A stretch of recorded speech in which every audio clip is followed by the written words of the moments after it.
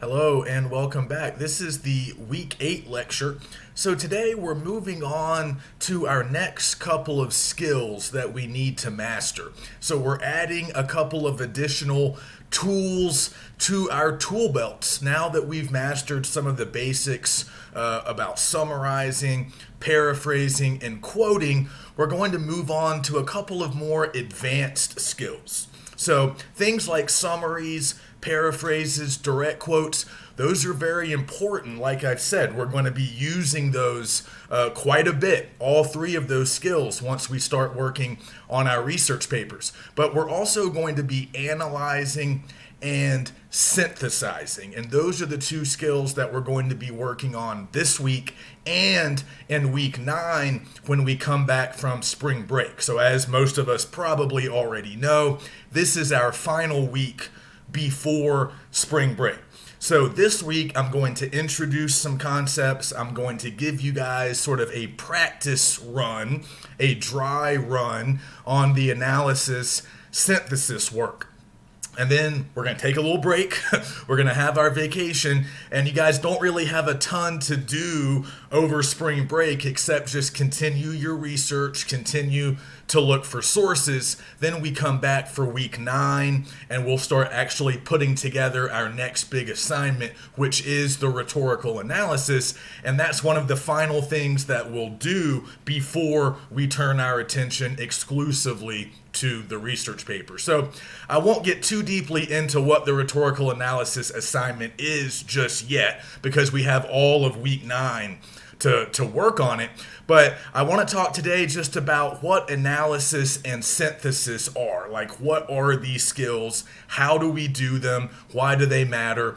And I want us to, again, sort of view this process as basically just assembling more skills. We are adding more skills to our tool belts. But again, we've already kind of mastered a lot of the basic skills, annotating, summarizing, paraphrasing, and quoting. Now we're moving to more advanced things, slightly more sophisticated things that we'll also need to do later in the semester when we're really working on our research papers. So let me just give you some basic definitions. Of course, all of this can be found in the week 8 overview. But let's talk about what analysis and synthesis mean, beginning with analysis. So when we analyze something, we are breaking it down into its individual parts or elements in order to see how it all works, in order to better understand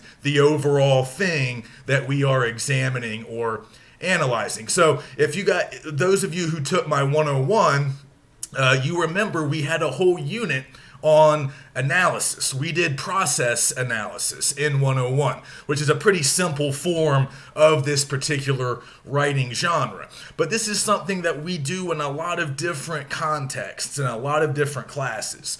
Certainly, analysis does not belong to English exclusively. We can analyze virtually anything. We can disassemble something, take it apart, look at it, see how it works, and then we sort of put it back together again. The word for analyze actually comes from an ancient Greek word for undo. So it literally means to take something apart in order to understand how it works. So that's what we're going to be doing soon with our sources. So now that we can summarize our sources, paraphrase them, quote them, we need to start analyzing them. We need to start understanding how they work, how they are built. And that's what we're going to be doing for the next couple of weeks. So that's what analysis is, okay? Synthesis is the process of combining multiple ideas or viewpoints and then assembling them into some kind of new theory or system. So the key word for synthesis is combining. We are bringing things together. And of course, this makes sense for us because we have a bunch of sources already, I hope. We all do. We all found at least 4 sources for the first half of our annotated bibliography. And don't forget, eventually, we're going to need 8 sources for the final version of our bibliography and for the research paper itself. So, it's nice when we're just working with a single source like we did with the extended summary that was just due. I told you to pick one of your sources and to just work with that one source. That's easy enough. But as we know, it's going to get more complicated later in the semester when we're using all 8 of our sources. So in addition to analyzing those sources and really understanding how they work, we also need to combine them.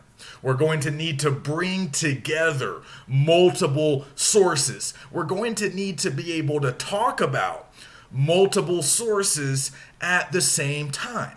Now, you're not necessarily going to talk about all 8 at the same time. That would be too much. But there will be moments in your research paper, there will be certain paragraphs that you write in which you're going to be bringing in maybe 2 sources, maybe 3.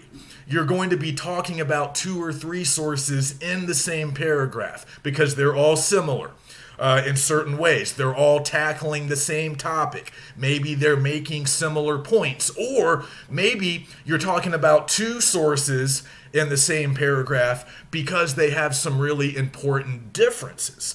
They're both about the same topic, but they might be taking very different approaches or making, very different arguments about that topic.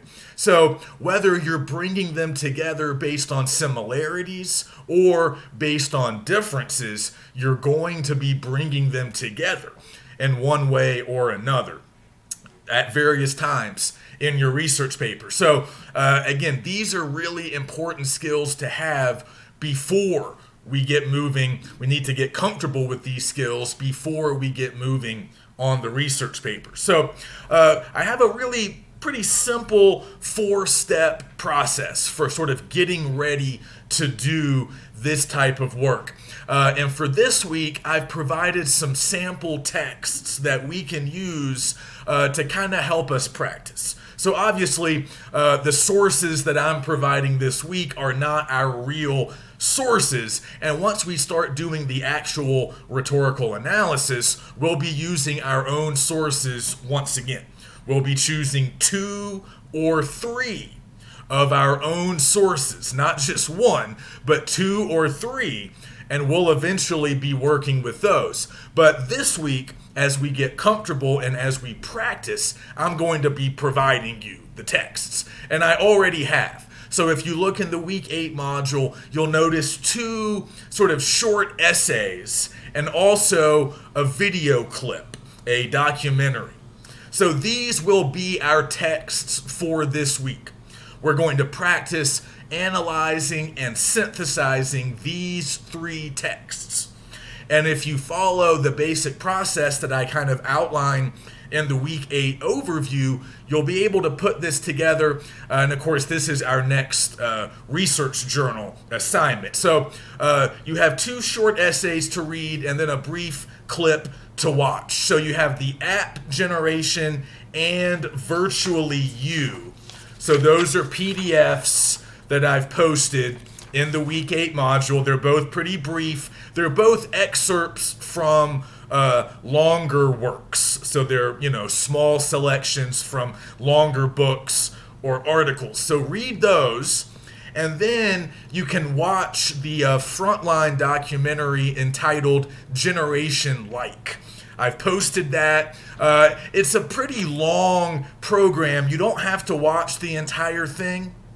I think it's like 45 minutes. You really just need to watch maybe the first 15 to 16 minutes or so. Try to get up to the point where they're talking about that promotion that Pepsi did back in the 2014 Super Bowl. But yes, the video is a bit dated. It's a bit old. It's from the year 2014. So this is probably the last semester that I'm going to be able to use it. I've been using it for a while because these are all sources about social media. But the documentary is mostly talking about Facebook. It's very kind of dated at this point because 7 years have passed since it came out, so I'll probably need to retire it soon and replace it with the newer video. But just like the James Surowiecki TED Talk that we looked at back at the beginning of the semester, we can sort of update some of their points in that documentary. They talk a lot about Facebook and how it kind of affects teenagers. So as you guys are watching, you might want to think about how some of their points and ideas concerning Facebook could also apply to more modern social media platforms, because I know young people don't really use Facebook anymore, but a lot of the points that they're making about Facebook could probably apply to Instagram or, other types of social media. So I want you to kind of go through all three of those texts, read the two short essays, and then watch the documentary. And then I want you to complete this following process that I've already kind of gone through in the overview. Complete this 5-step process, and this is the basic process that we're going to be working with when we do the actual rhetorical analysis assignment in week 9. So just like with the summary, we have a structure here. We have a procedure that we want to follow. So if we follow our initial procedure, and then if we kind of follow our analysis and synthesis structure that I'll be sharing with you at the end of today's lecture, we'll be set for what we need to do in the future. So let me just go through this kind of simple 5-step process for doing the kind of analysis and synthesis work that we need to do. Obviously, step 1, you read and annotate the 2 or 3 sources that you're working with at that particular time. So I've already told you the 3 sources that you're working with this week. So obviously, read and watch them. And as you're reading and watching, annotate. Jot down some notes, ask some questions, jot down key ideas, main points, whatever strikes you as important or interesting, just like we've been doing all semester long. But remember, you don't just annotate when you're reading. That's the way we normally think about it. Also annotate while you're watching. Even when you're watching the Frontline documentary, you can still jot down questions. You can still kind of underline.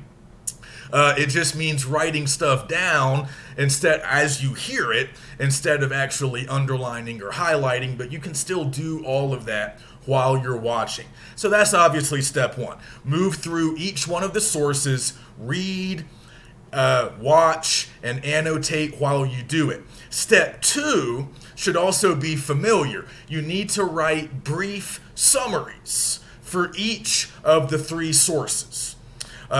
We've been doing this, even going back to the beginning of the semester. We wrote brief summaries after the Area 51 article, after some of the other short pieces that we've been reading in class. So do the same thing. Once you're finished with each of the sources, write a brief summary. Now, I would recommend doing this for each one as you go, so everything is fresh in your mind. So if you read the app generation first, go ahead and do your brief summary, and then move on to virtually you. Read it, annotate it, write a brief summary. Then move on to Generation Like and write your brief summary. But it's up to you. You can read and annotate each one and then go back and write the summaries for all of them, or you can kind of go one at a time. But eventually you need a brief summary for each source. And we're kind of going back to our older, shorter summaries, not the extended style like we just did, but more like the summaries you wrote in your annotated bibliography.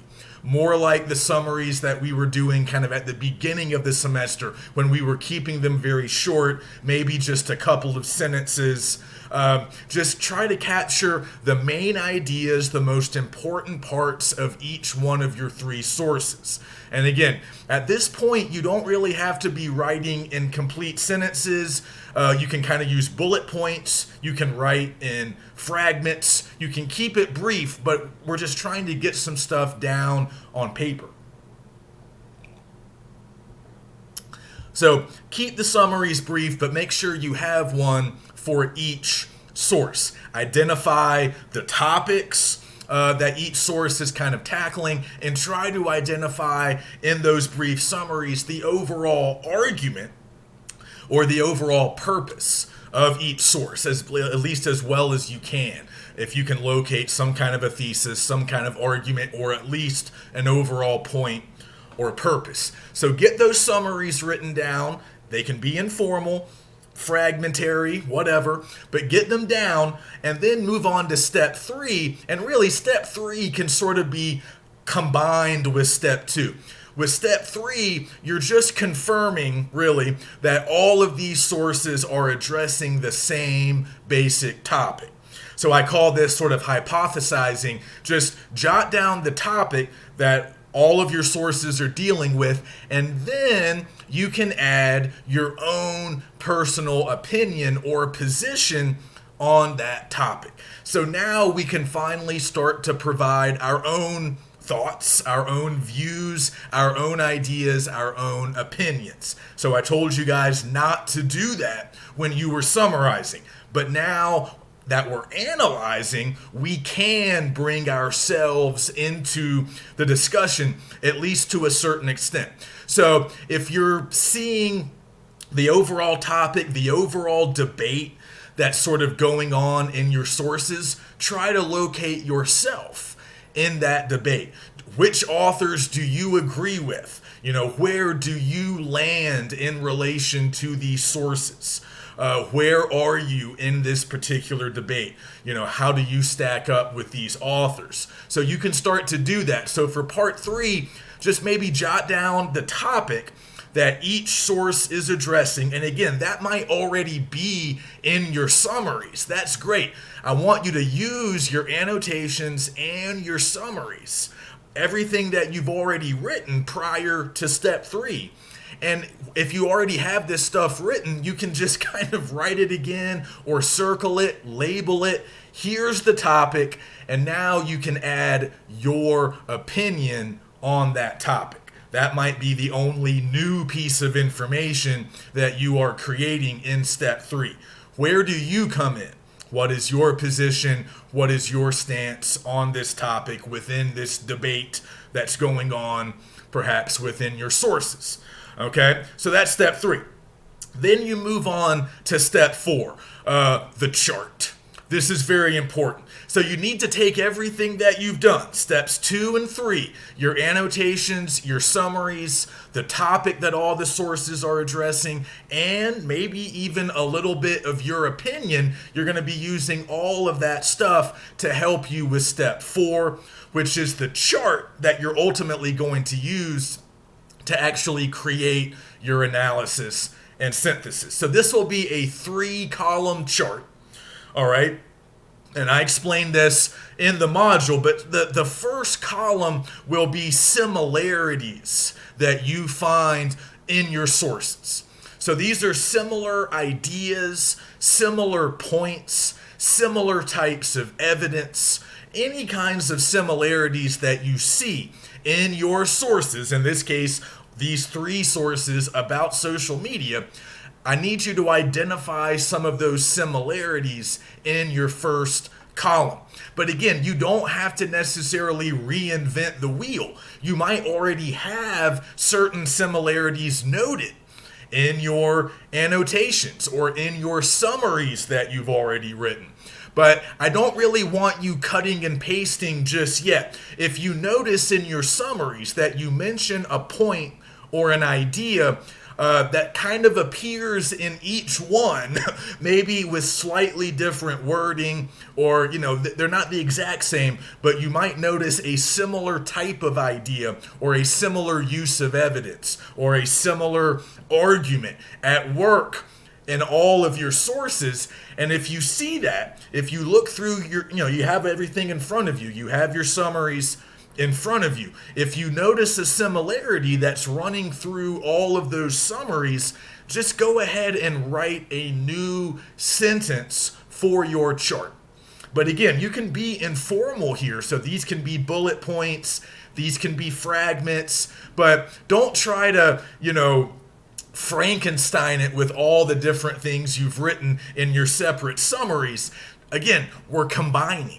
We're trying to bring things together. So a lot of times that means you need to write new sentences in order to kind of bring these similarities together under the same roof, if that makes sense. So in your first column, you're going to be writing some new sentences or some new bullet points based on the similarities that you've already noticed, the similarities that you've hopefully already sort of at least paid some attention to, or you maybe jotted some of them down. So the first column is all about similarities between the sources. The second column will be differences between the ideas, the points, and the evidence that we see in the sources. But again, as you guys are kind of doing this, remember that everything that we've learned so far this semester is back on the table. So if you remember in week 2, when we talked about advanced annotation and questioning the author, we talked about things like bias, tone, audience, obviously the overall argument or thesis of our sources. But we also talked about things, all these different things to look for: tone, bias, audience, intention. All of those things are back on the table now. Also, everything that we've learned about logos, pathos, ethos, all of our inartistic appeals, all those types of evidence that we looked at earlier in the semester when we were watching commercials. All of that stuff's on the table now. That's all material that we can use when we analyze. So some of the differences or similarities that we might be noticing could involve tone, intended audience, biases potentially, biases held by the different authors, whatever. Again, different types of evidence, whatever you see. So the things that you're writing in your columns, they could take a lot of different forms. In some cases, you might even be quoting some of your authors, but you can be writing down direct claims that the authors are making. But again, you might be writing down certain types of evidence that the authors are using. Or you might be kind of just observing things about similarities in intention or similar intended audiences. These are both academic articles. They're both intended for a scholarly sort of professional crowd or whatever. So there's a lot of different things you can be writing in these columns. But again, focus on similarities in column 1 and then differences in column 2. Column 3 will be devoted to the overall arguments of your sources. So there's not going to be as much stuff in column 3. You just need 3 entries for the third column. You need basically your own version, your summary or paraphrase of the overall argument at work in each one of your sources. So for this practice round, again, you have 3 sources, so you're going to need 3 thesis statements, 3 overall arguments for each source. And again, these can be and should be in your own words. And you might not really find a thesis statement in the source, so you're just kind of, based on what you've read, what you've written down as notes, what you've written down in your summaries, you're just kind of recreating the argument in your own words. But if you're reading one of these pieces and you say, oh, that's pretty much the argument, that's pretty much their thesis right there, and you want to paraphrase that 1 or 2 sentence thesis, you can do that as well. But in the third column, we need the arguments, the overall arguments of each one of your sources.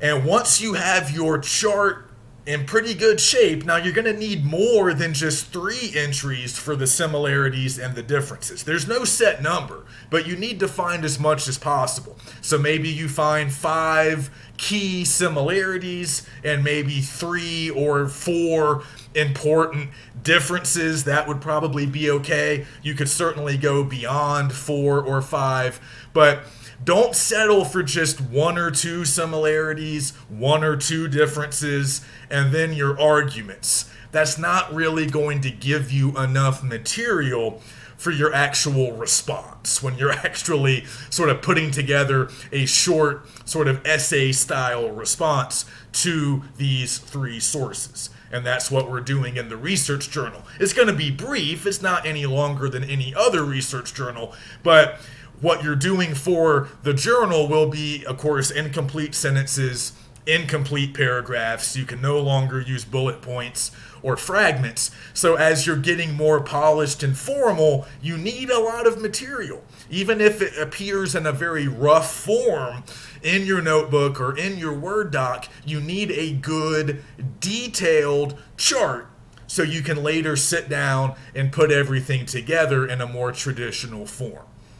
So hopefully that makes sense. And before we go, I just want to talk about sort of our new analysis and synthesis paragraph structure.